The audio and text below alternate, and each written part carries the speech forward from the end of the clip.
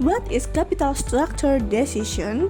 Capital structure decision is financial decision a company makes about how to fund its operation and new investment by choosing the right mix of debt and equity.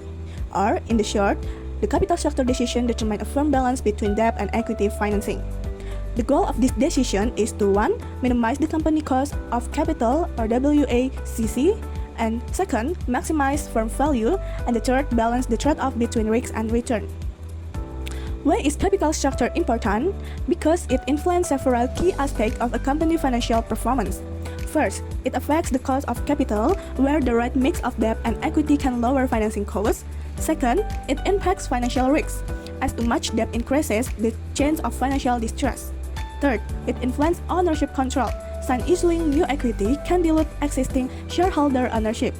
And the last, it determines financial flexibility, allowing the company to respond to future business opportunities or challenges. A well-planned capital structure helps balance these factors to improve company value and long-term stability. And the capital structure theories to support the decision. 1. Trade-off theory. This theory balances tax benefit from debt with the risk of bankruptcy. And second, pecking order theory. This prefers using internal funds first, then debt, then equity. And the third, WACC principle. Choose the option with the lowest WACC to maximize firm value. Okay, we have the case. We will evaluate the most efficient capital structure for PT Makmur Abadi, a manufacturing firm planning a new project worth 100 billion. The goal is to calculate and compare the WACC for 3 financing options and recommend the most optimal structure. We'll also consider an implication for risk control and flexibility. Okay, we have the option A, B, and C. The text is to calculate WACC for all 3 options with the tax rate 25%. Recommend the most efficient structure. Discuss implication for risk control and flexibility. Okay, step 1. We calculate the WACC using the formula. Option A, 100% equity with the cost of equity is 12%. We use the formula and we calculate, we get the WACC is 12%. Okay, for option B, 50% debt, 6% interest plus 50% equity. We use the formula and we get the WACC B is 8.25%. Okay, for option C, 20% debt, 5% plus 80% equity. We use the formula and we get WACC C is 10.35%.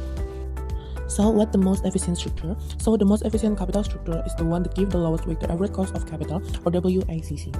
Because it means the company can finance its project at the cheapest cost, in this case, where a project worth 100 billion Indonesian rupiah. Option B, of course, 50% debt plus 50% equity over the lowest WACC at 8.25%, making it the best choice.